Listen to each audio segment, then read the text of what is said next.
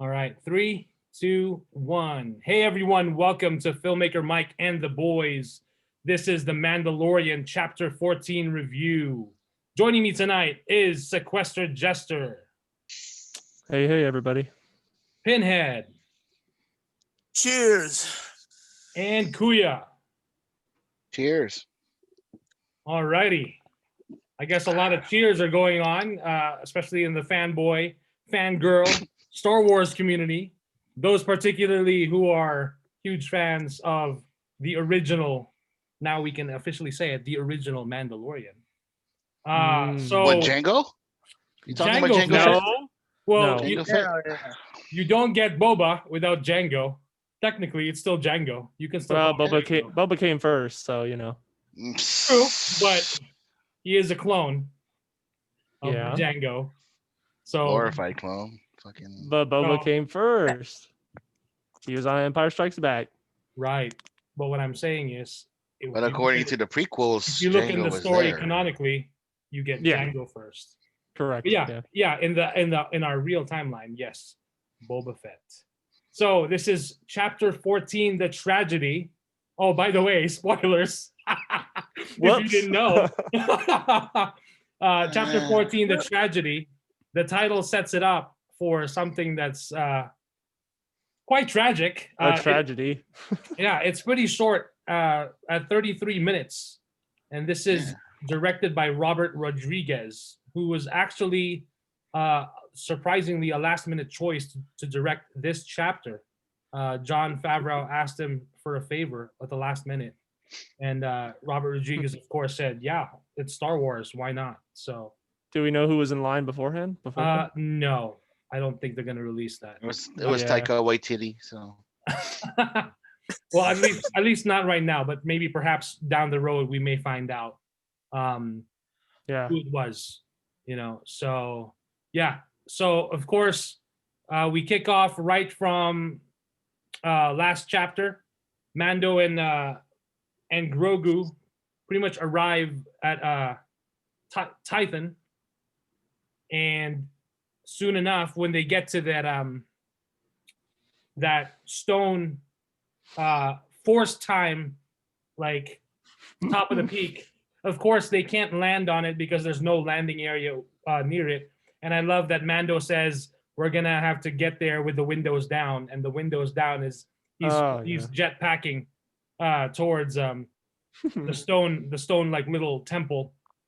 And as Mando approaches and puts Grogu on the stone, doesn't know like if there an on switch. And of course, we don't have we could have Han Solo like pop in, because Han Solo is still alive in the canon, and just say that's not how the Force works.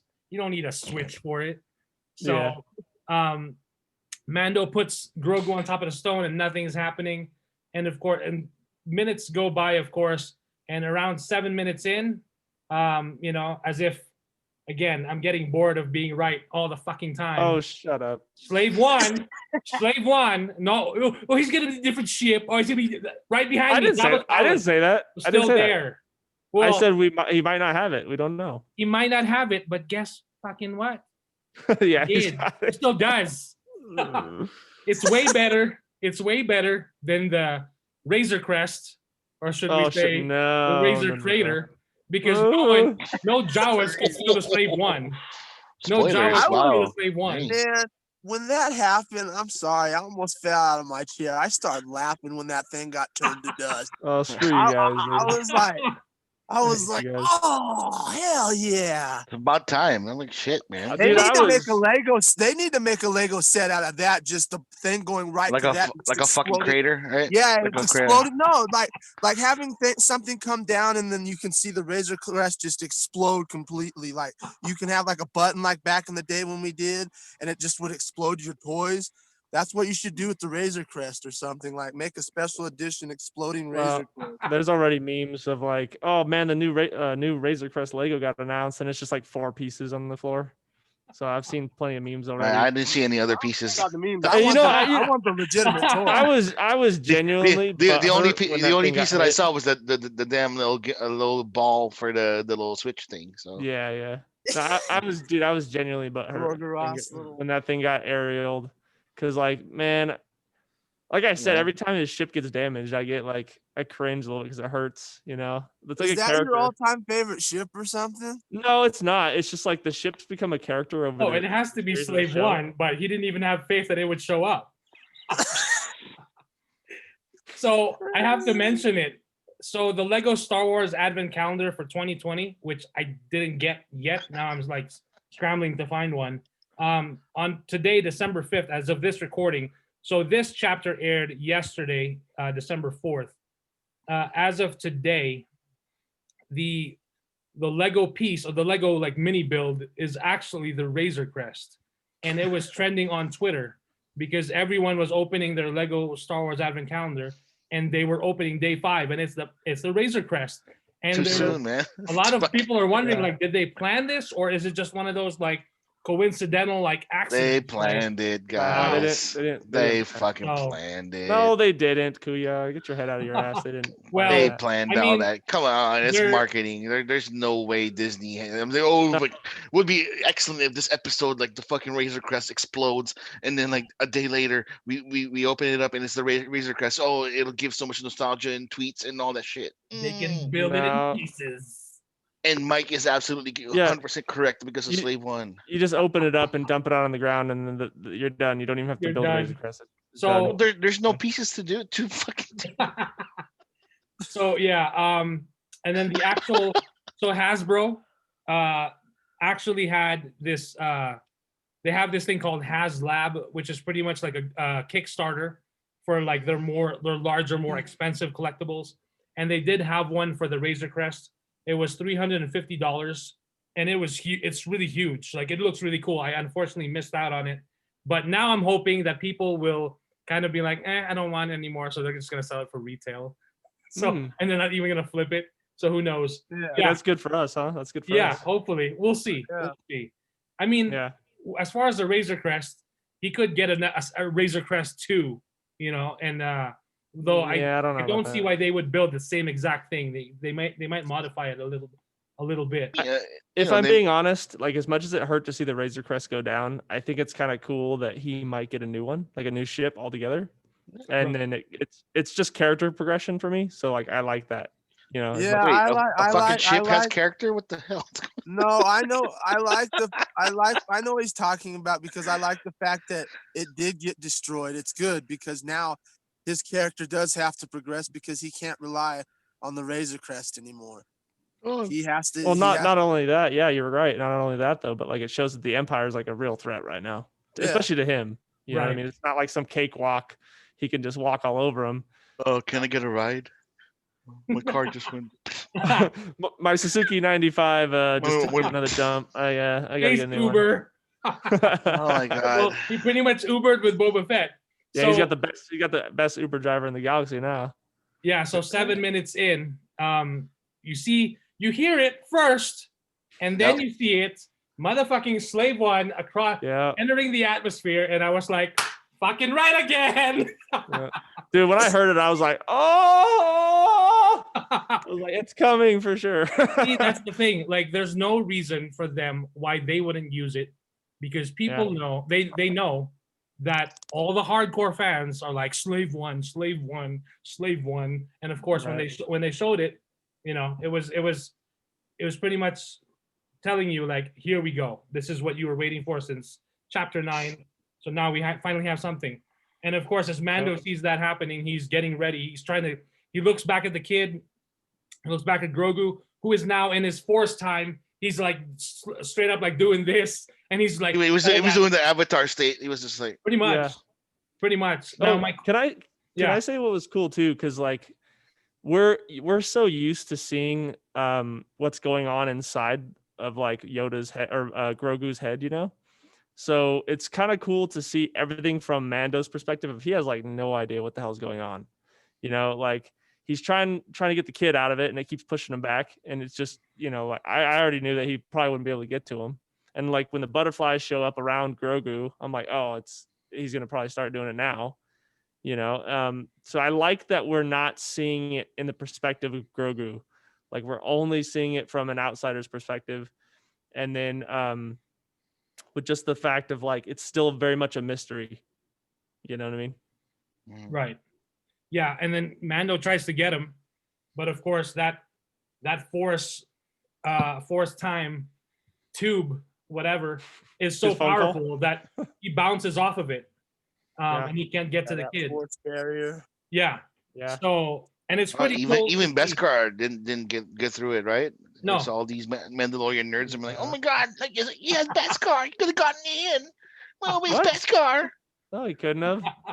Well, he was Beskar. Well, now you're just making arguments where there are none. Cool, yeah. I mean, I thank you for trying, but No. And then I of got course, more. Don't worry. Mando worry. just tells the kid, "Okay, I'm gonna try to protect you." And as he looks over with his scope or with his viewfinder, he sees there's a heat signature walking out of Slave One, and we already know who that is. And as he starts making his way down, shots are fired, which I thought was coming from Boba Fett himself. But then then they have a discussion. Boba Fett's telling him, "I want the armor," and Mando thinks like, you can peel this off over my dead body. But yeah.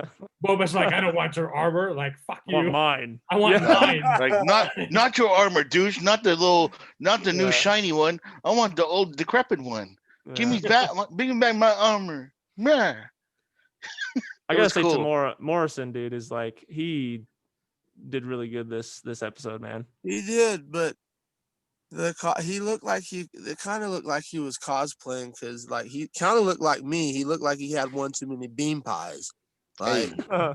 so, it was cool to you it was know- cool. It was cool to see a fat boy like doing moves and like busting people up. Like he had that crowbar, like he was his Star Wars crowbar. He was bashing people in and impaling stormtroopers with.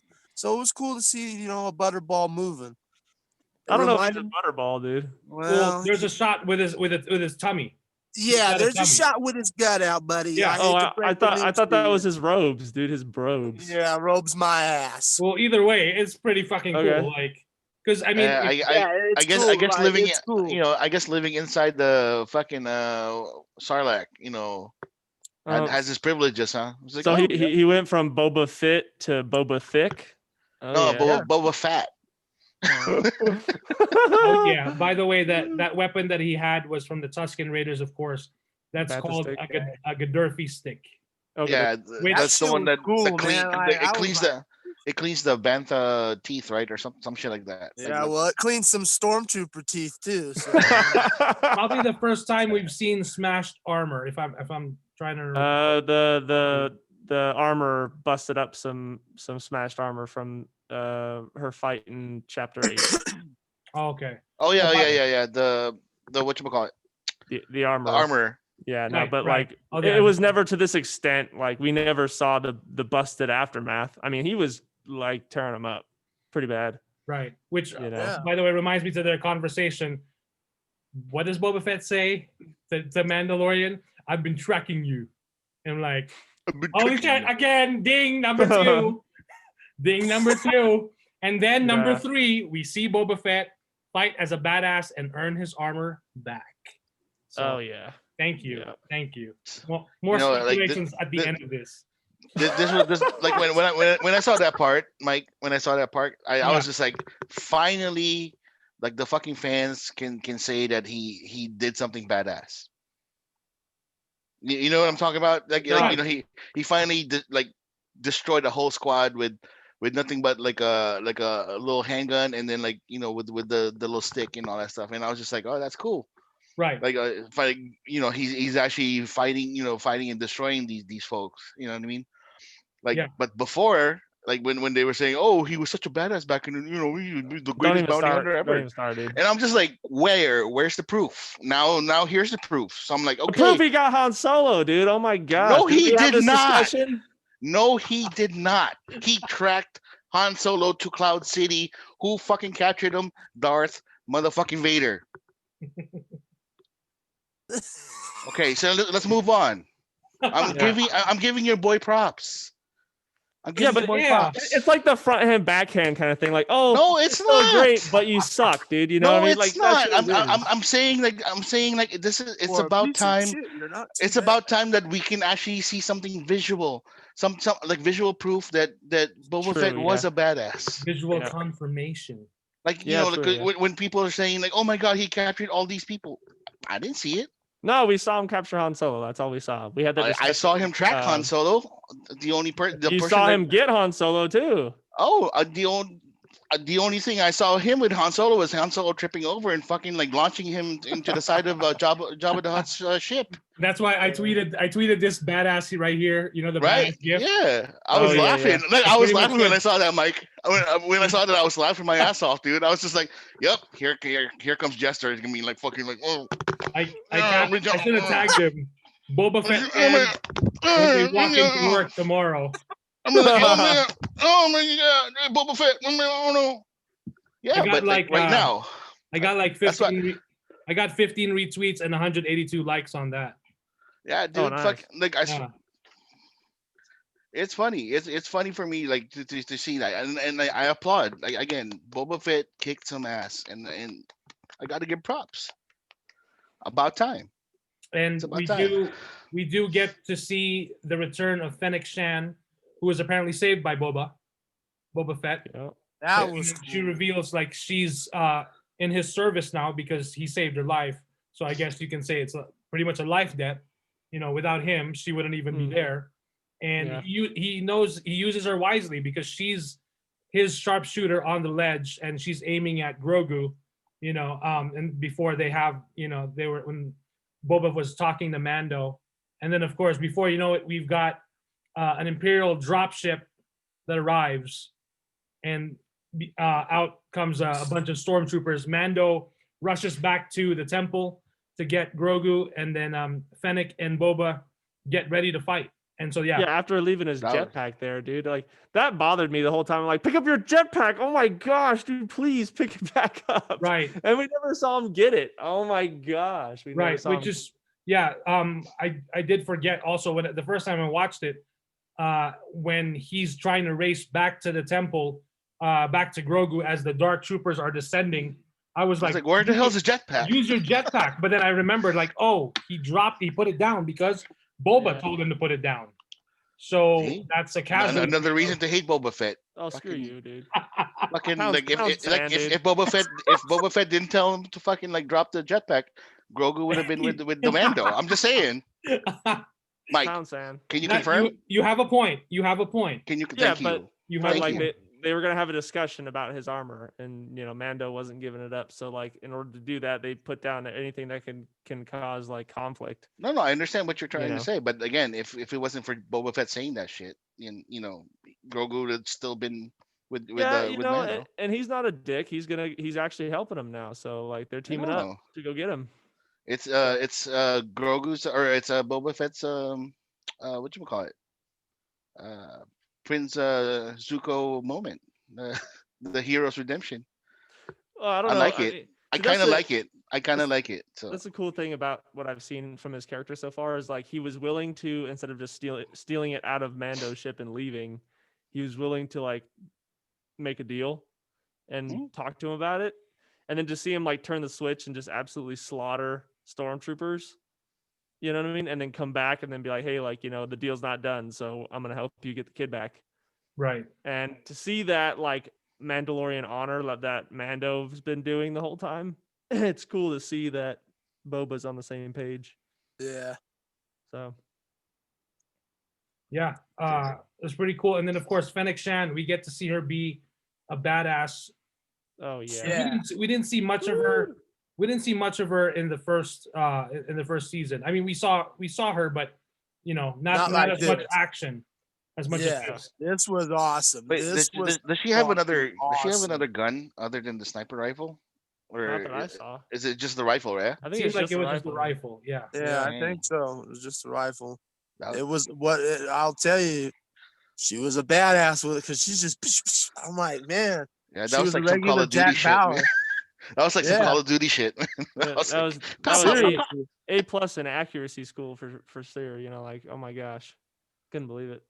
She did some crazy moves too. I love that she got her martial arts in there too, heaving her Yeah. helmet at those guys. Yeah. Oh yeah, that was cool.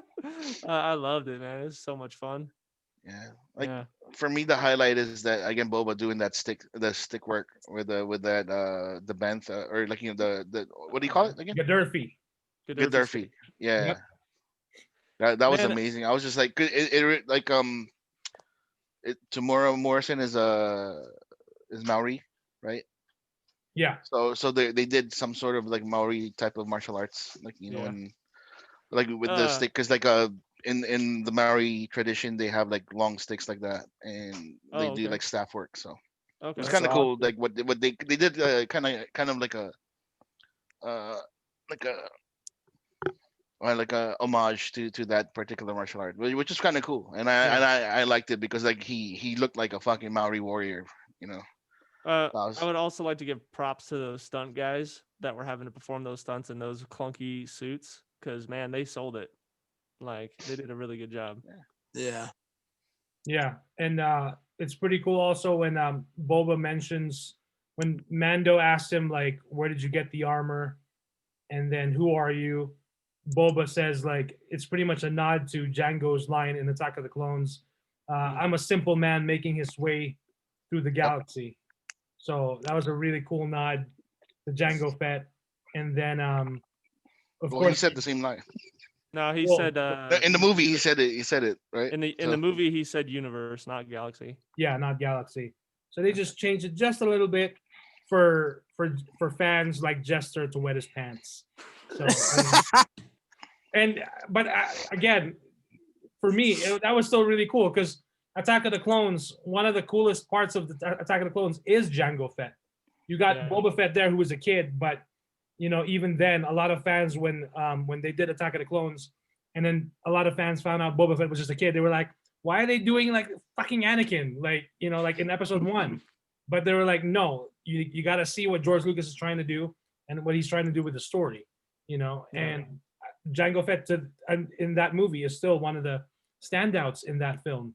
And so to have that, and to have again Tamara Morrison also play the clones in Episode 3, and then now of course come back as Boba Fett. It would have been really cool.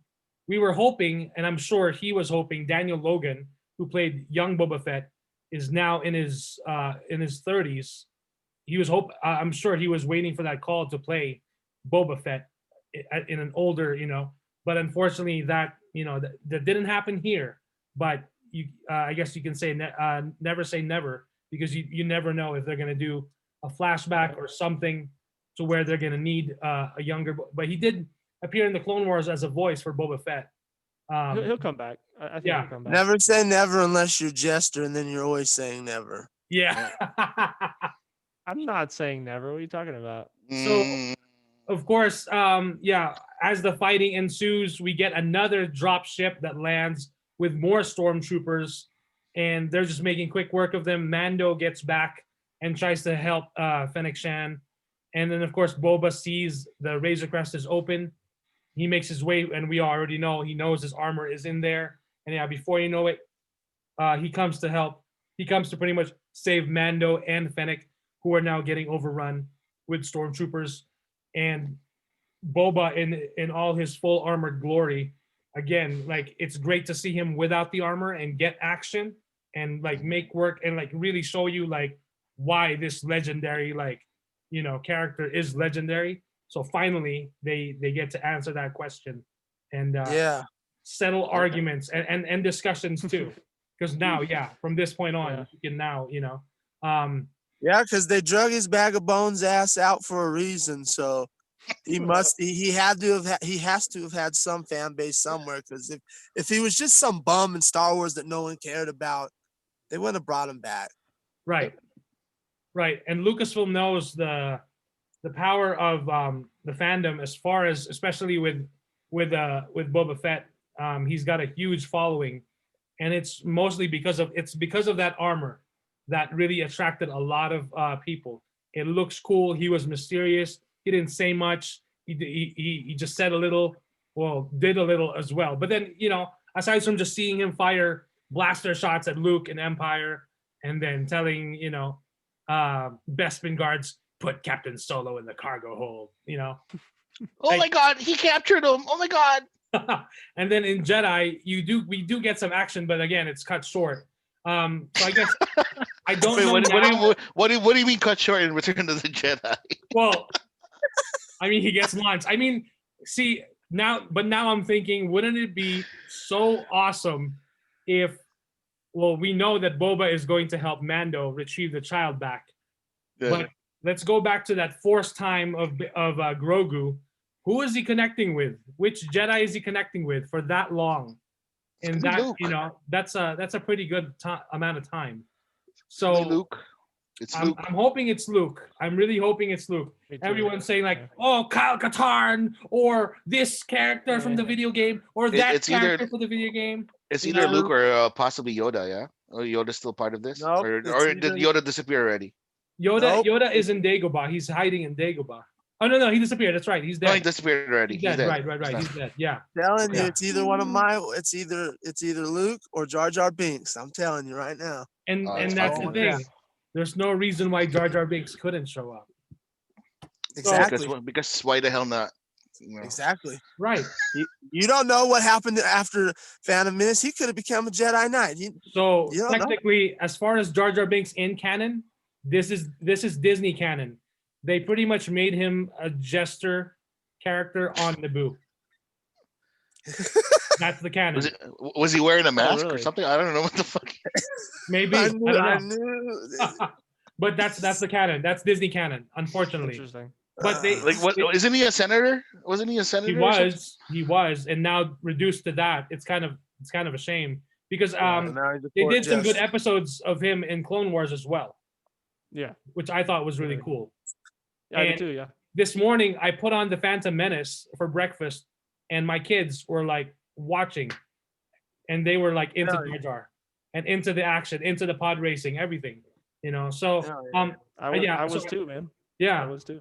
I do want to go back to so if it indeed is Luke Skywalker that shows up, wouldn't it be cool to see Boba Fett square off against Luke Skywalker again? Hell yeah. And maybe this time, I don't know. Get his head chopped off. Well, yeah, Yeah. you wouldn't have some blind guy bumping into his jetpack this time, So- unless they do that again. I don't know. I mean, that'd be kind of messed up. He gets like a square shot on Luke down the hallway, and then he gets bumped by Mando's. You know, oh no, whoops, sorry. Oh, from behind again, right? Because like Yeah. he was about to shoot an Luke. honorable Jedi from behind. Yeah. Oh Oh my man. gosh, dude. You're poking at me, dude. You're poking at me. I ain't poking From, like, shit. the time I'm it giving you started, props, bro. No, you're not. You're poking Your at me, hero is bro. kicking. Your Your hero kicked ass this episode. It was Yep. amazing. Yeah, I'm in an abusive relationship right now. You're like, yeah, he's great, man, and then you poke at me with some joke. Oh, what are you Some talking slam. about? So I'm curious. I don't understand that. I don't understand. So Jester, I'm curious. What did the missus say about Boba Fett about that episode? Oh, she was louder than I was when we were watching it, man. She was screaming. She thought it was great. She loved every minute of it. As soon as she saw the Slave One, she's like, "Oh man, finally, he's coming back." So yeah, it was a lot of fun, man. Like I said, it was a whirlwind of emotions because she was quite vocal when the Razor Crest went down, and when Boba got his armor. So it was just so much fun. We had a lot of fun watching this episode. It was nice. He did get his badass shot, by the way, when he fires his rocket at the because when he fires his rockets from his knee, like his knee rockets, Yeah. puts his knee darts, up and then he fires it. The other troopers are like scared and they just like run away. It's like, they just okay, bail, yeah. some empire you guys are like to run away. Oh like yeah. like Stormtroopers are lambs led to the slaughter, dude. They got wrecked. I mean, even their sergeant was like a prick. You know what I mean? Like, Yeah. "Oh, so we're under fire. It's like, oh, go flank him, you idiot, and then he just dies. It's like, dude. and then they get crushed by the boulder that Fennec Shan kicks off. Yeah. Because that was Yeah. perfect. That rail gun like loosened up the rocks and the boulders. So Fennec Yeah. just, like started pushing it, and she got enough of a nudge in there to roll it down the hill. Which down even the my mountain. wife, might I say, like caught it before I did. As soon as it hit the rock, my wife's like, "Come on, push it, girl. Push it with your feet." And I was like, "What are you talking about?" And then sure enough, she pushes it. Yeah. I was like, "Oh, And that's then- smart. All right." Yeah, when he fires his rocket at that landing ship, it hits the one land because they both take off and they're pretty close to each other. When the one landing ship blows up, sure enough, it crashes into the other one, and then you get that badass shot. It almost reminds me of that Iron Man shot from the first Iron Man movie when he goes into battle the first time and he fires that wrist rocket at the tank. So yeah, and you get a slow-mo shot and then he turns around and you get a nice shot of him there. So it was well done. And like the fact that Robert Rodriguez directed this, it's like once the action goes, it keeps going. Yeah, like it's indicative of Robert Rodriguez, especially like short bursts like this. His short burst films are just like nonstop. They don't stop until the last frame. Yeah. So this was very Robert Rodriguez, and I liked it. It was good. He did a fantastic job. There's a couple of his shots that kind of take me out of it with his is it his stylized CGI or is it just the way Yeah, because that boulder shot took me out. Yeah, so the boulder shot took me out. It was hokey. Like it was like after she kicked it down when it was rolling down the hill. I'm like, like that's so noticeable. The grenade, it was terrible. The grenade drop, the rock rolling down, and then the scene where the troopers are running away and the guy like jumps into the back or jumps into the transport. It looks wonky, and like that's the one thing I don't like about Rodriguez's work is that like I know he does that on purpose because it's like a stylized form of cinematography, but for me it takes me out of the intensity and the action. Well, that's newer Rodriguez because older Rodriguez movies weren't like that. Like that's that shit he got from like Predators and stuff. Oh really? So, I thought it was because when you look at like El Mariachi and stuff like that, those shots aren't in there like that. Okay. He doesn't use. I mean, there wasn't heavy CGI during that time, so he couldn't use it. Yeah. So we're that's talking about an indie early '90s director. So there wasn't shots like that then. This is newer Robert Rodriguez shit. Okay. So that's my one like it made me like that was I see. I know where you're coming from because it's my one critique of the episode too. I was like, it really took me out too. I was like, so I don't like that. Yeah, but he won me back over with Boba's beating the crap out of those guys. So he made sure that those weren't like stylized CGI. That's for sure. Like, it looked pretty real to me. That felt like old Robert Rodriguez stuff. Okay. Yeah. Gotcha. It felt like, From Dusk Till Dawn, El Mariachi, Desperado. That stuff felt like Desperado. Those movies, those older movies that he did where he took the shots and put craft in them.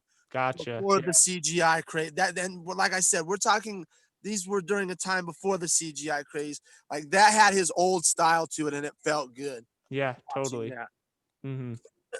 Yeah, the only time that one of the shots that looked like that really took me out is the last stormtrooper that gets crushed by the boulder, right in front. Yeah, that's the only one that looked, to me. It's the only one that looked a little off, and then everything else was totally fine. Then of course, we get, before we know it, we see the Razor Crest get blown up with a shot from. Wait, what happened? What's the name of that Star Destroyer? I can't remember the name of the Star Destroyer. It's a light cruiser, right? Yeah, it's a light cruiser. Yeah, it's not a Star Destroyer. That's right. That's right. Light cruiser. Moff Gideon's ride. Let's just name it like that. What bums me out about the Razor Crest going down too is he lost his rifle in that. Oh, that's right. That bums me out, dude. But the Beskar Spear survived because Spear survived. So we know that's gonna happen. And the damn ball, the gear shift knob. He doesn't need to be a sniper anymore because Fennec is gonna be there. So that's all. There you go. Yeah, no, you're right. Yeah, you're right. But the fact that thing could disintegrate people, I mean, come on, that's so cool. That's so cool. Yeah. And then of course we get they have the Dark Troopers deploy. I want one of those, man. Oh yeah. Or all those four of them were cool. Yeah, they're pretty much like sentry like droids. Yeah, sentries. Yeah, and of course Mando is making his way up up the Boba's getting slave one. Fennec tells him to, and I'm like, she's in debt to him. But then the way she tells him, it's like, "Ooh, you're the boss now." Well, that's the thing. They work very much as a team. It seems like they're like partners now, rather than like one's overlording the other. It Right, seemed like right. that to me. Right, which So- actually makes sense because Oh, it's yeah. not like that. Hey, totally I makes don't mind being under Fennec though. So just saying. There you go. By Pinhead, the what do you way, think? What are your thoughts, Pinhead? I thought it was a really good episode. Like I said, the touches that Robert Rodriguez put in this episode, the throwbacks and nods to his older movies, weaving it into the Star Wars universe was really fun.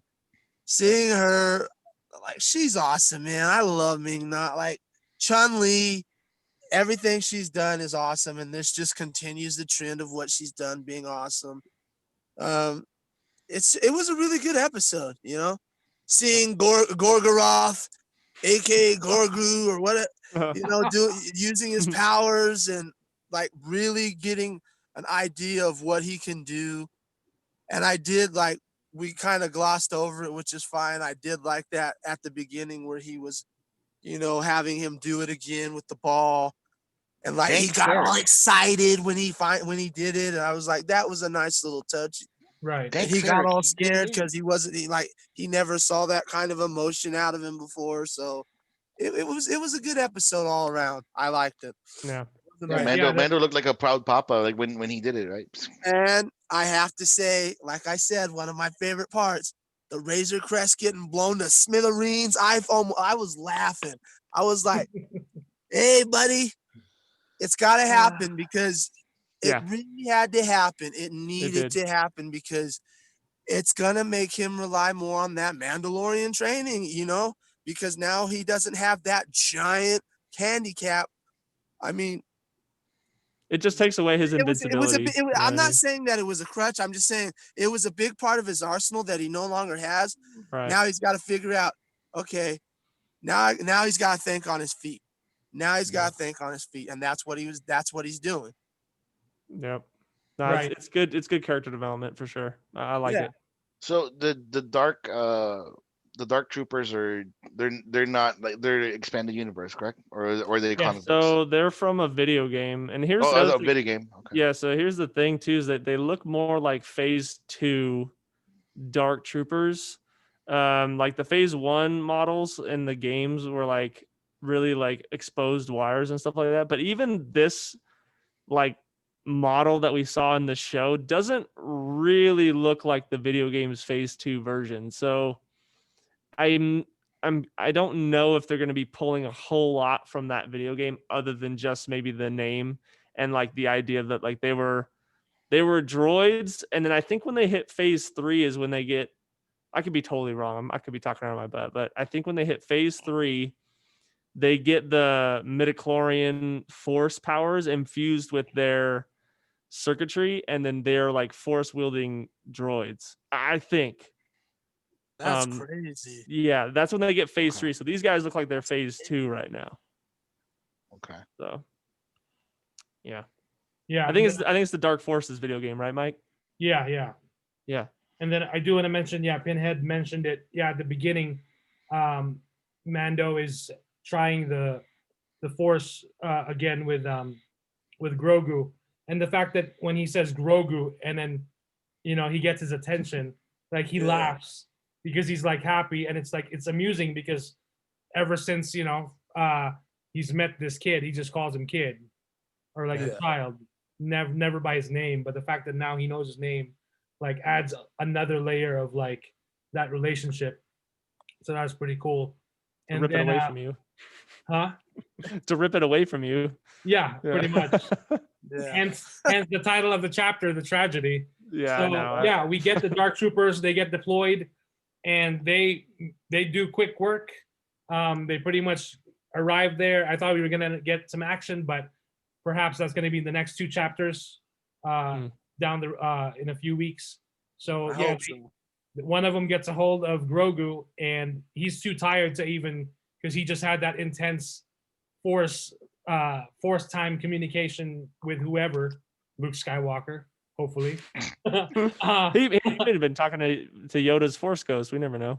He could too, but then Or Yaddle, right? well, technically Yaddle died between Really? episode 1 and 2. Yeah. Oh, that's right. Did she? Yeah. So that's Oh, why okay. last week, so going back to last week's chapter, The Jedi, a lot of fans, when Ahsoka said, I've only known one other Oh, character, or like, of this species, and he was named Yoda. By the way, which is when she says Yoda, you hear Yoda's theme in the background, and it's just beautifully like mixes well with the score. So that's Ludwig Göransson again making his magic. But yeah, that's why she only says Yoda. Ahsoka only knows of Yoda because by the time she joined the Jedi, it was during the Clone Wars, so that was after episode 2. So Yaddle was already gone at that time. I But see. there are memes out there and saying of Yaddle saying like, y'all forgot about me. Like, but in the canon, she's gone. So Yeah. yeah. And then as soon as they get Grogu, of course, Boba's already in a slave 1 and he's ready to attack, but Fennec tells him like stand down because Mando doesn't want the kid to get hurt. And the fact that you've got well, technically Boba could have shot at least 3 of those droids down of the Dark Troopers and just left the 1. But again, Mando could have even run to get his jetpack and tried something, but we're gonna save it for the next 2 chapters. But if he even has it anymore, I feel like he left it there. Like I was like, man, what's going on? Why'd you because he didn't have it on in the next scene, which we'll get to later. Right. But yeah, I was like, dude, did you just leave it he'll behind? magically have it on, dude. There's no way they're gonna just leave that'd be the pretty fucking jetpack there. irresponsible to leave your jetpack. Yes. It's like a Jedi leaving the lightsaber. Very yeah, true. Yeah, for sure. So we'll see. Or Boba could have spares because he got the stash from Daddy. So he got his stuff there. So who knows? But it's not an upgraded jetpack like the one that right. the Mando had, right? That's true. Yeah. And then of course, we get to before when Boba finally gets in the Slave 1, he tries to follow the Dark Troopers above the atmosphere. He's surprised to see that light cruiser, and he says, they're back, the Empire, and he thought they were gone, but of course not. So yeah. And then he even says, okay, I'll do a loose follow. So which is what he's been doing the whole time. Boba and his loose follow. So let me loose follow, but like people can still see me and shit, dude. I'm like, I know that's what my thing was. The I'm like, fucking the light cruiser would have been like, there's something following the dark, the Dark Troopers. Let me just blast that motherfucker out. Yeah, I'm surprised the light cruiser didn't fire on Slave 1, or they didn't. They'd be like, that was my here's a issue. ship. Like you were riding right up its ass, and you didn't even get fired upon. I was like, yeah, okay. The fanboys would have been like going ballistic crazy. No, I mean, why would you waste your time though? Because they didn't kill Finnick either. They said put down your weapon. We're not we don't want you. We want the kid. Like they could have wasted her. They were only after Mando and the kid. They were just trying to get Mando out of the way. I get that, but the fact of the matter is he was right up their ass, and you're gonna tell me that there was no resistance whatsoever? I mean, I guess they didn't see the puny ship as a threat. Yeah, I was gonna say it must be threat. just like pathetic peasant. Be gone with me. And Well, then that's when they went into light speed, Yeah, they just let me read this. Slave 1. What the fuck is Slave 1? And then just like light speed, pew. Yeah, and so when they disappear, and then we see Slave 1, of course, and then we see Slave 1, of course, land in the crater. The crater. What's the Navarro? Oh, okay. Navarro. I thought they landed on the crater. I'm like, we've got Mando talking to Cara Dune, who is the now marshal, a marshal of the New Republic, and he's trying to get some information. So we're pretty much seeing the Avengers team of the Mandalorian assembling the bounty hunters and the fighters to go against the Empire and Moff Gideon. He needs to call Bo-Katan, man. Get her in the race. So I mean, so yeah. so who's gonna be Agent Coulson? That's gonna fucking unite them together to Who who's gonna knows? sacrifice themselves? So Is it gonna be is it gonna be Boba? here's my that'd be speculation. interesting. Here's my speculation. If Okay.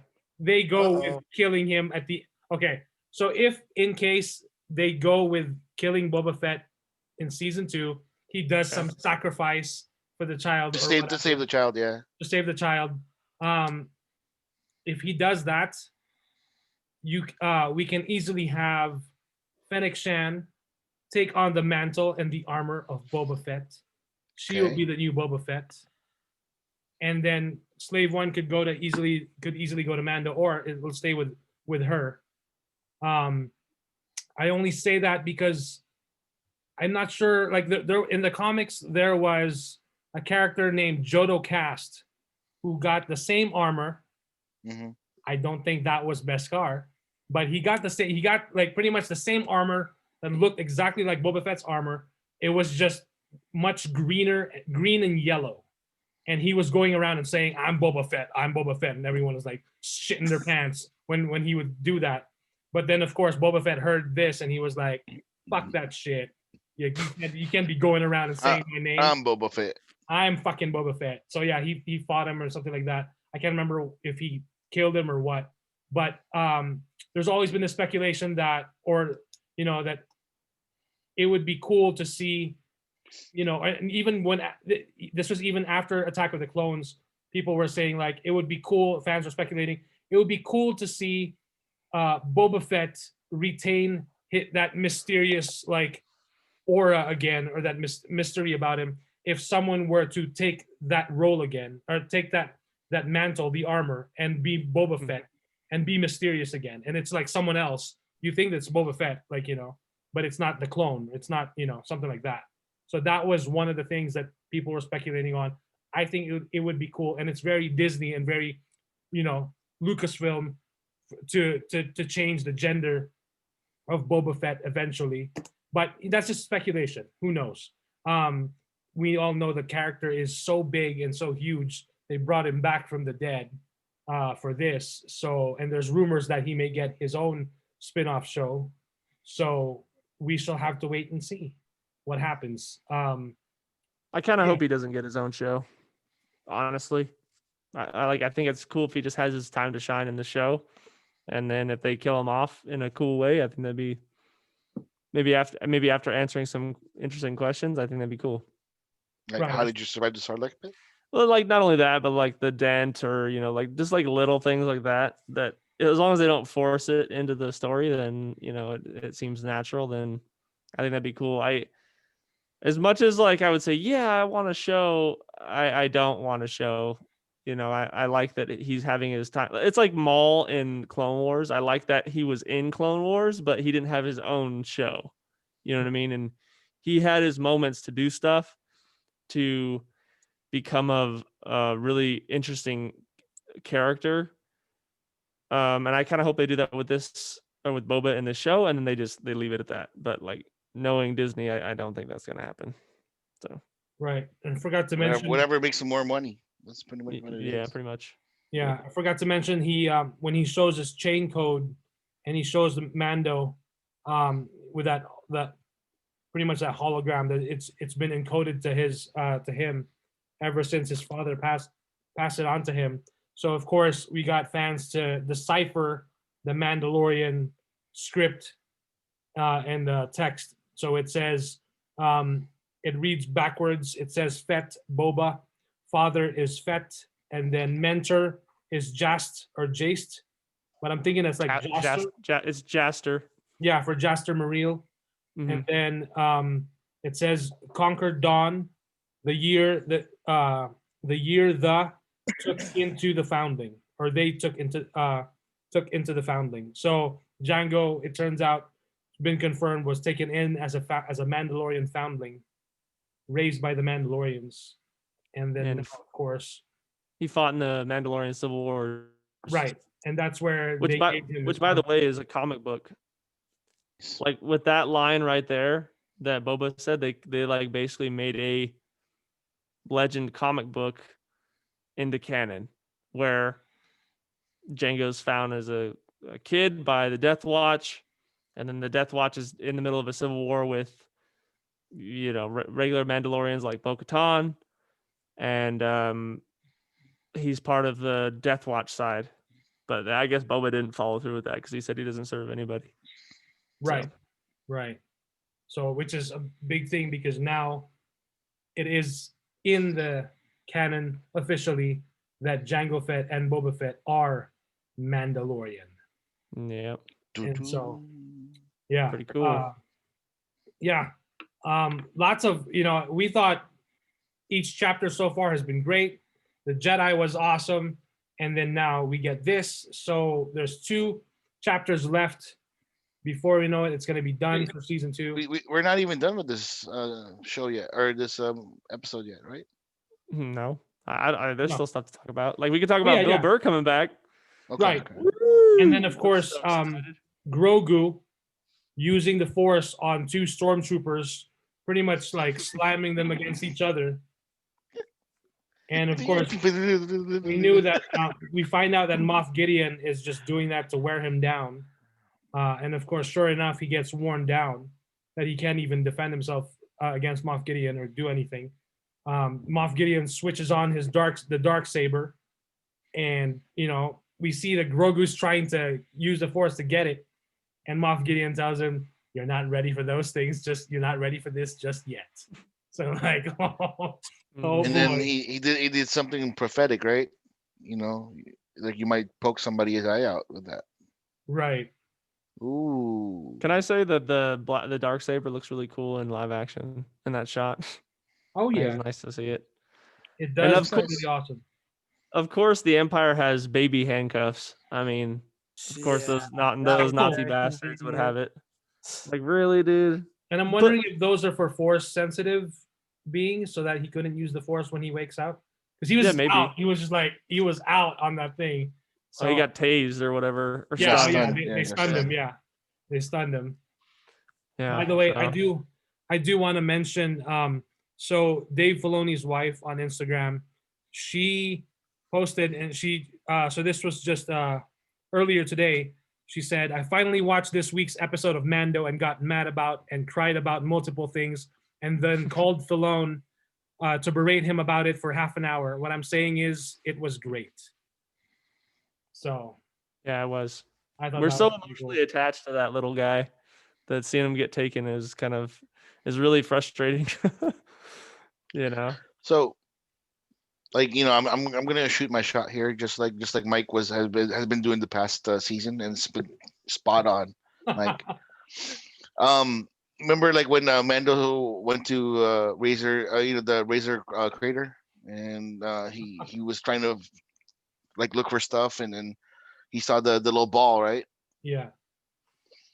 So I'm like, part of me is thinking like, because like Moff Gideon was trying to get him to do evil things, right? So he's probably gonna do like some dark side type of shit, and like the one thing to snap Grogu out of it was like have him use the ball as a reminder of like who he was and all that shit. That'd be kind of cool. So like like a Papa son event type of thing. I Right. don't know. It was Yeah, kind of it- cute. Right. So Yeah, it definitely feels like they're hinting at, if he could easily be swayed to the dark side because he's still a kid when he's Yeah. like making work of those 2 stormtroopers. And the fact that if you kind of parallel the kid with Anakin in episode 1, Yeah. And that's why they were saying like he's too old. Even for Luke was way too old to begin training as a Jedi. But then he already lost Aunt Ben and Aunt Beru Ben. and Uncle Owen, not Aunt Ben, Aunt Beru and Uncle Owen. So he didn't really physically have any other attachments aside from Ben Kenobi, who is now, of course, Jedi Ghost. But then and here, the hot video of his sister. oh God. But then that's the thing. And like Anakin had an attachment to his mom. He's starting to form an attachment to Padme, and then you have now Grogu, who's formed an attachment to Mando. which is like stronger than ever because for the longest time he was alone and he was by himself, and that you had this, he's gone on this adventure, this journey with Mando, so he has that attachment. So, and that's why Ahsoka said like, there's I sense much fear in him because he has so much attachment for you. It's really dangerous when you have those attachments and then something happens. Of course, it's easier to be swayed and to fall into the dark side. So yeah, it'll be interesting what we get in the next 2 chapters. I do want to see Bo-Katan and everyone else. I want to see Ahsoka in there too. I don't know if we're gonna see Ahsoka back, but who knows? Like I said, we got that Instagram post from one of the Mandos from that chapter with Bo-Katan, and he was pretty much saying like it was great to work with Rosario Dawson. So again, so what does that mean? I'm thinking it could hit something, and we still have 2 chapters. Again, so much can happen in the last 2 chapters for the season, and hopefully it may even be a longer running time. So, and yeah, we're getting Bill Burr back as Mayfeld. So, which I think is cool, man. I really liked his character in the last one, and I think it'll be an interesting episode, next episode, of him getting him out of prison and seeing how well that goes, trying to find Gideon. And he was so mad too, like when we called him a stormtrooper. Oh yeah, He was so mad. I was like, I wasn't a stormtrooper, wise ass. Yeah. Yeah, that was great because he's an Imperial sharpshooter, right? Like I don't even know what that means if he's not a stormtrooper. So I'm curious. Let me see. He's a good shot, I guess. I guess. I mean, but he's not just a regular stormtrooper. It'll be interesting to see him up against Finnick. You know what I mean? See if he can hold his own. Probably. So. Yeah. So I'm excited to see him back. Any other last thoughts on chapter 14, the tragedy? I mean, like for me, like to be honest, it was about time that the universe, finally understood what the Boba Fett fans have been saying the past, 30, 40 years of how much of a badass he is. He actually showed it this in 25 minutes. I was like, yeah, he's a badass. That's cool. And I'm looking forward to more badassery. So props again to Robert Rodriguez. I wish that they had like some of the guns that he had in El Mariachi or Desperado. Yeah, but you can't win them all. Dude, the cock gun was like is the iconic thing. Like I was hoping Boba Fett would be like pa pa. So by the way, this chapter was written by Jon Favreau. Yeah. So we know he's a huge fan of Boba Fett. So yeah, we know. Yeah, you get a lot of that Boba Fett action. It's all right. Yeah, it was fun. As a self-confessed and like hater of Boba Fett, in the original trilogy, like I'm glad that he's getting his comeuppance in this season. Like when I saw him in episode 9, right? Was it episode 9?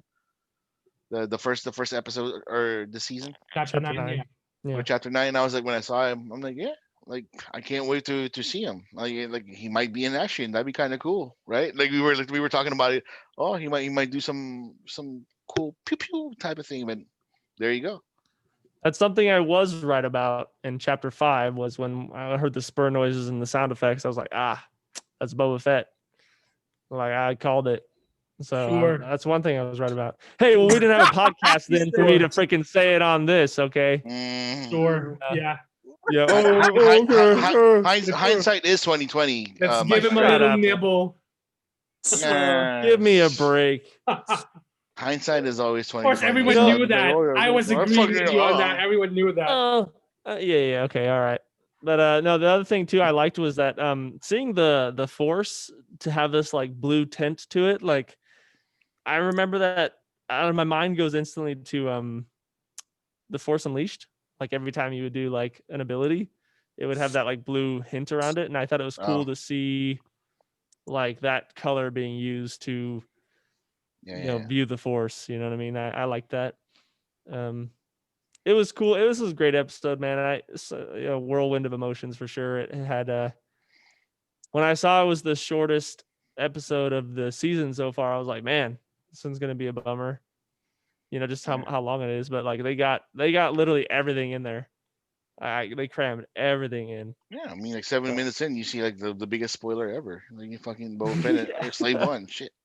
Yeah, the Slave One flying around. I love those shots too. Like when the ship's super far away, it feels real. Like I'm seeing it. You know what I mean? And it's not like, I don't know. It's good camera work when they do things like that. But yeah, Robert Rodriguez did a really good job. I did like his stuff. The couple of stylized shots that take me out of it, that's his style, and I've never really liked that newer style that Pinhead was informing me about. I do like his older stuff, so I do remember seeing those and like seeing the comparisons in this episode for sure. There's a few shots that he likes to use as his signature shots, and that was like one of the big ones I remember was after he takes Grogu for the ride and with the windows down and he lands. He does that like pan, like heroic shot, where he comes from the one side to the other, and then the character walks on the opposite side. And that's like to me, that's been like one of his most iconic shots that he likes to use, but it was a lot of fun. I'm excited for next episode, them breaking out Mayfield from prison. I'm really excited to see Bill Burr again. I liked his character a lot in the last, I think it was chapter 6, season 1, because it was just he had his sense of humor, like he was playing himself a little bit, but he was kind of like, I don't know, he played a good, you could tell he was ex-Imperial because he was just being a dick, with the kid and stuff. But so I'm excited to see him back. I hope he helps him break the kid out. Seeing Boba back, man, like what a treat. And in that way too, I couldn't contain my excitement, and my wife couldn't either. So yeah, man, I could go on and on about this episode, but it was a lot of fun.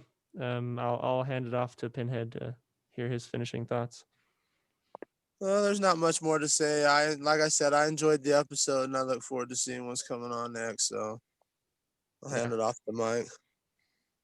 Yeah, what a visual treat to see Slave One. Because if it was another ship, you'd be like, what the fuck is that ship? What's in there?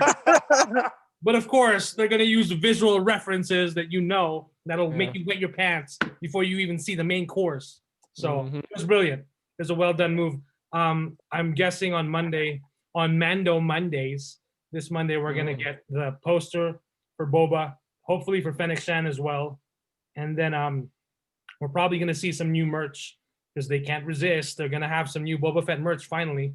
So I was waiting for them to release like a Cobb Vanth, like action figure with Boba Fett's armor. So you can be like, I'm Boba Fett, but not really. I'm Cobb Vanth. But with a cool mug of, what's his name?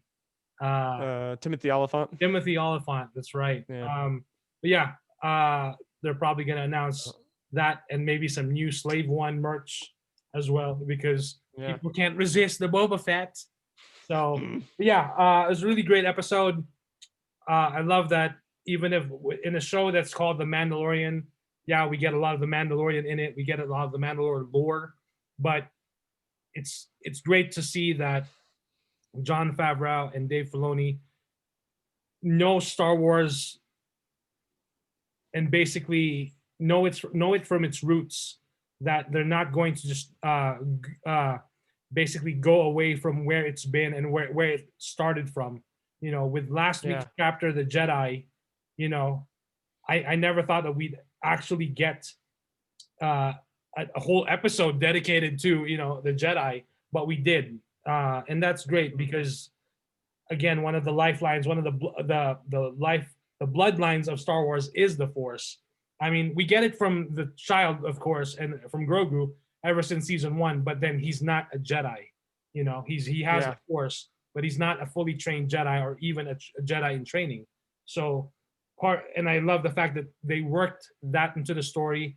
It's Mando can easily be like an audience member someone who's watching The Mandalorian, who's never seen any Star Wars movies before, anything from Star Wars at all, and just started with The Mandalorian, and is now being introduced slowly to the expanding universe and the lore, and it's just everything else. So that's pretty cool. Man, how fucking spoiled are these yokels, huh? Yeah, Like no kidding, man. their only exposure is the Mandalorian for Star Wars. Well, But that's the thing. None of the hate. It's all the purity and stuff. So. But that's the thing is like that's what's so good about this show is that like my pop, for example, who's watching it right now on my account, he's not really a massive fan, but this has been the show that he's been watching to where like he doesn't even have to ask me any questions. Like the show is doing a really good job at taking care of those new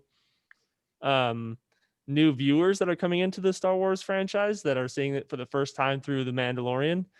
And they're doing such a good job at like creating this story and introducing these old characters that hardcore fans know about and introducing them to the new audience in a way that they understand. And it's not like they have to ask a bunch of questions of like who this person is and stuff. So props to, I guess, Favreau and Filoni for writing the show the way they are, where they're doing that. So, yeah.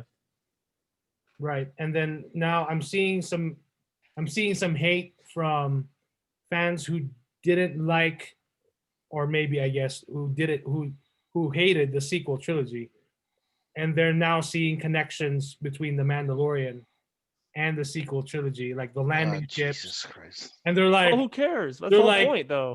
But that's the thing. This one guy who on Twitter was like, it's like they're connecting it to that lame ass sequel trilogy. Come on. And I responded with a GIF like, spoiler alert, it's all one big fucking universe. It's all connected. Like whether or not you like the sequel trilogy, it's going one way or another. It's going to connect because this is approximately 25 years before the sequel trilogy, and we're seeing those connections. So. But see, that's the thing that I wish that most people would take away from that. That like seeing those connections is like, to me, seeing those connections in this show like this kind of gets me excited to see what they do with it in the future. Because I didn't really like the sequel trilogy. I had my issues with it, but I could see them fleshing out my issues in future content in a better way than the movies did. Like, for example, people that did not like the prequel movies watch Clone Wars and they're like, oh man, like it all kind of makes sense. Like it actually makes me see the prequel series in a whole nother sight than they ever did before. So I hope that in the future they do that with new content to help me see the sequel trilogy in a newer light, so to speak. Right. But I actually just found out one of my subscribers did not like the Clone Wars, and he did not like Rebels, and he did not like Hayden Christensen.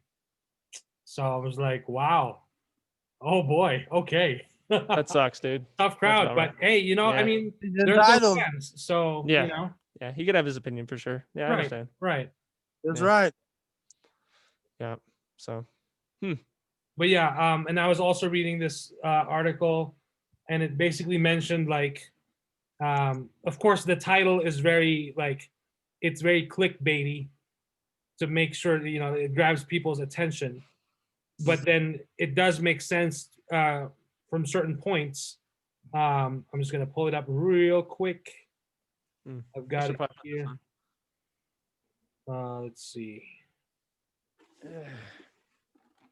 So this is from cinemablend.com.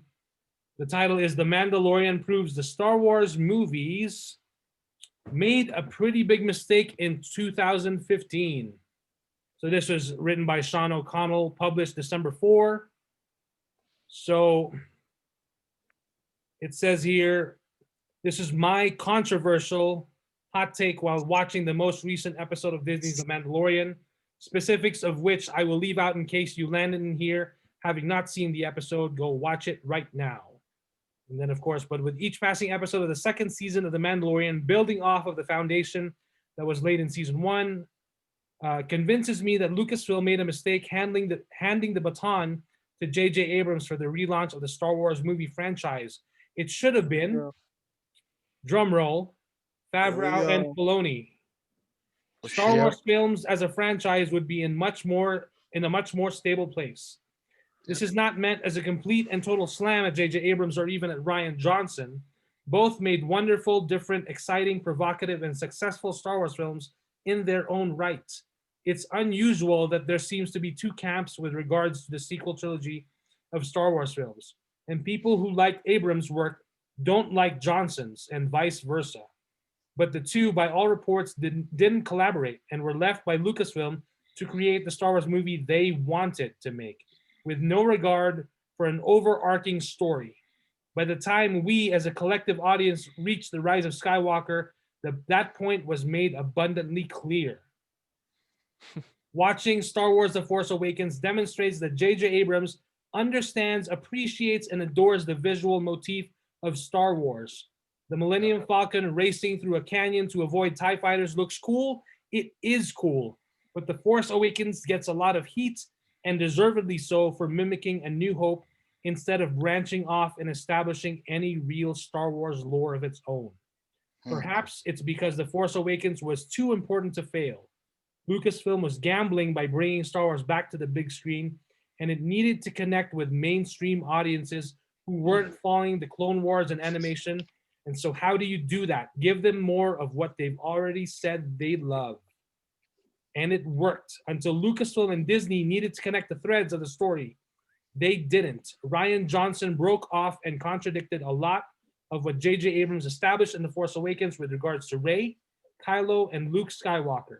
Their individual ideas might have sounded cool on paper, but without a deeper commitment to big picture storytelling, these concepts were left in limbo.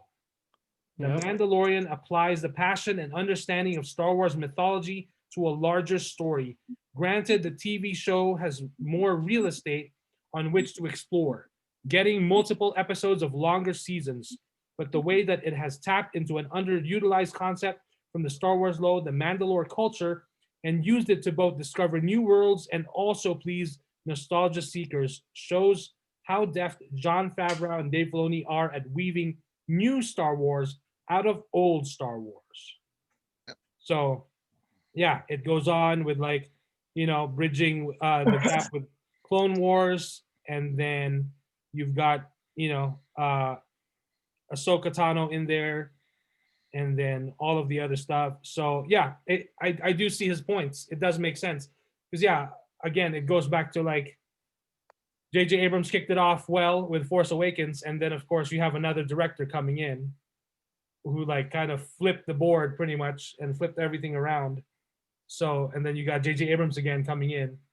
One person did mention on the comments. So this is from Robbie Aker. He shared that article. Someone said in the comments, it would have been better if J.J. Abrams if they just got J.J. Abrams to do the whole trilogy, or they just got Rian Johnson and then do the whole trilogy. Because of at least in that sense, it would have been cohesive and consistent. And there wasn't in the middle of the film, these two polarizing, the middle of the trilogy, there weren't these polarizing ideas that also eventually split the fandom.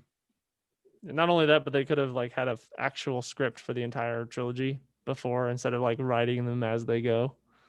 Right. Laid out. They could have had a full story set up. Yeah, they should have had some kind of roadmap. They knew better. Yeah. Right. Serious.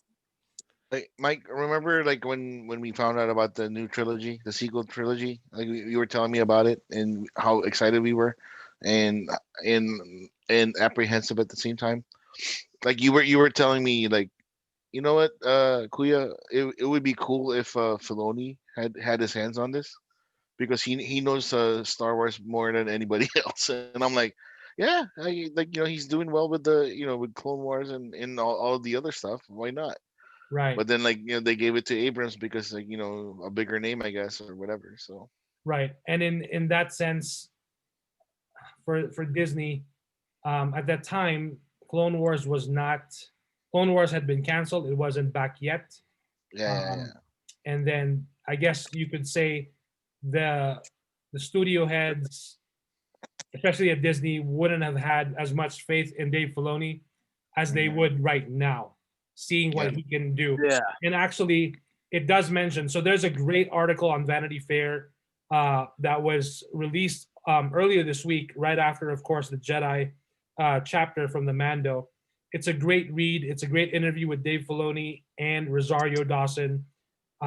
Rosario Dawson addresses everything there with the controversy that she has that was dropped.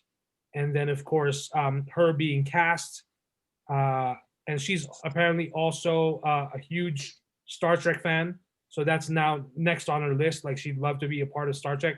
She's already in Star Wars. So that's huge. Dude, she would look good as a fucking Klingon or something, dude. Like a warrior Klingon girl. She looked good as a Vulcan too, man. Yeah, and then again, a great interview there with Dave Filoni as well. It's written by Anthony Breznican.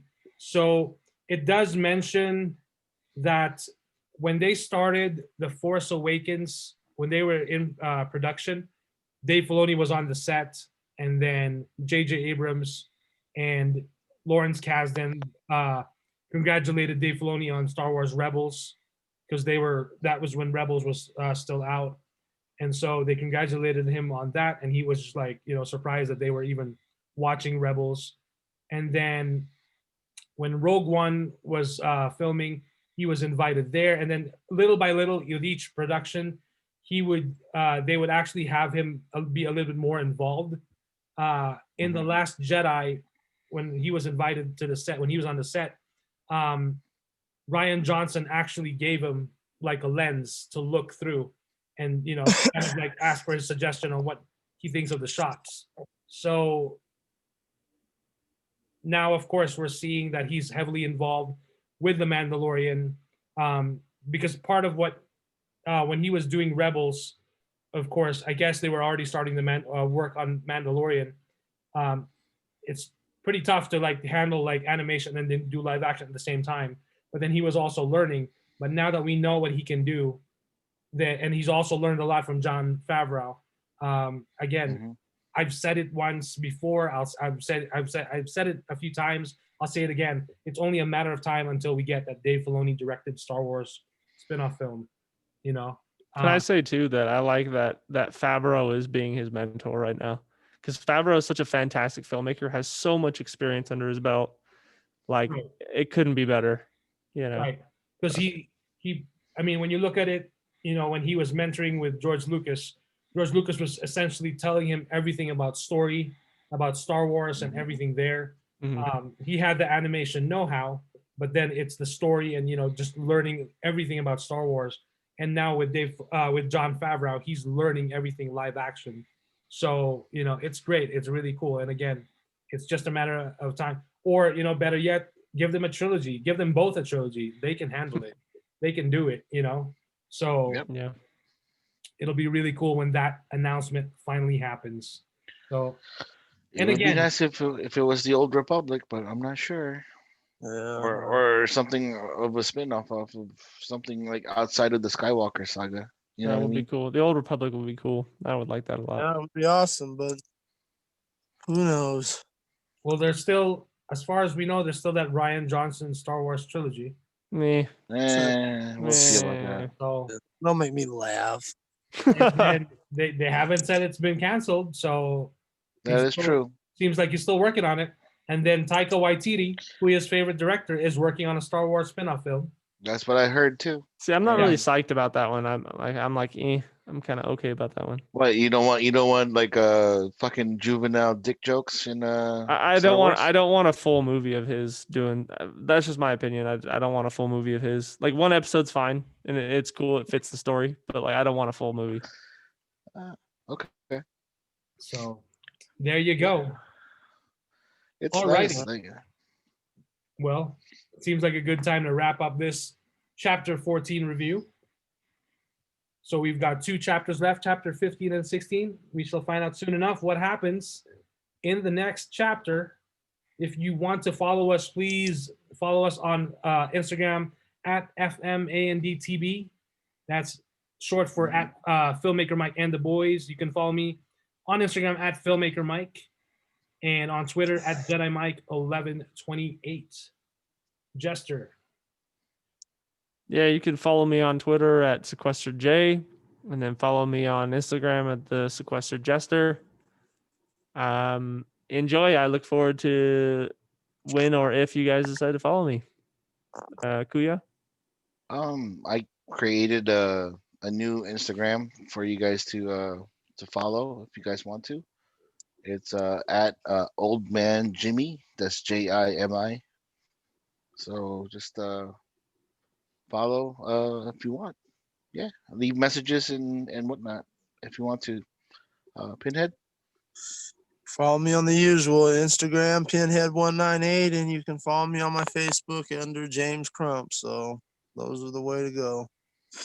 Alrighty, and then once again, you guys can leave us a voice message on this chat. Speaking of this chapter 14, whether what you thought of Boba Fett finally getting some action, or Baby Yoda or Grogu getting some force time. By the way, I did do a poll on Instagram for what people prefer since last week when we got his real name now, whether they still prefer Baby Yoda or they prefer Grogu or even the child. But so I did the poll for about 24 hours on Instagram, just asking, what do people prefer? 25% Baby Yoda, 75% Grogu. So it seems like a lot more people prefer Grogu. I like Grogu a lot more. Grogu Ross throwing on people. See, that's the thing. Like I'll call the child Grogu all day long. I won't call Mando Jin because I'm like, yeah, okay. I found out his name, and then I was like, yeah, it's all right. And then so I just kept calling him Mando. But then when I found out, Baby Yoda's name Grogu, like that's all I call him now. So it kind of just happened naturally, I guess. Right, that is true. I don't refer to Mando as Din Djarin. It's always been Mando. It's always been the Mandalorian. So that's interesting. And then of course, at Costco they have these large, they call them squishmallows. They're these big pillows, and there's of course Grogu and Chewbacca at Costco. These are like maybe like around $20-$25. They're really huge. Grogu of course sells out instantly. When the Costco in town had it, I looked in their big like bin, and it was just Chewie. There's just like 3 of the Chewbaccas left. There's no Grogu at all. So I saw this. Someone shared this on. I'm part of a Costco Facebook group, and everyone shares like all the reviews on like all the latest products, the food stuff, on the deals at Costco. And someone posted this picture, and I just shared it. And I told everyone, this is not my picture. I'm just sharing it.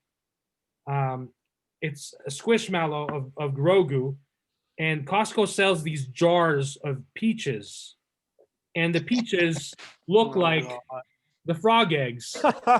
And so I'm not sure if a Costco employee did that, or a customer just randomly did that. So I shared it on the Costco group, and over 1,000 likes, and like hundreds and hundreds of comments. And sure enough, someone and by the way, this happened in chapter 10, right? Yeah. The passenger. Yeah. Sure enough, someone commented and said, "Spoilers, I haven't seen it yet." And I replied and I said, "Well, this was 4 chapters ago, so that's not my fault. Like, I'm sorry, that's not my fault anymore. Like, it's not even that big of a spoiler." Yeah. And how do you know it's a spoiler if you haven't seen it? Exactly. So shut up. So, well, of course they saw the memes, but like instead of spending time to look through memes, go watch the latest chapter so you don't get spoiled, right? Yeah, seriously.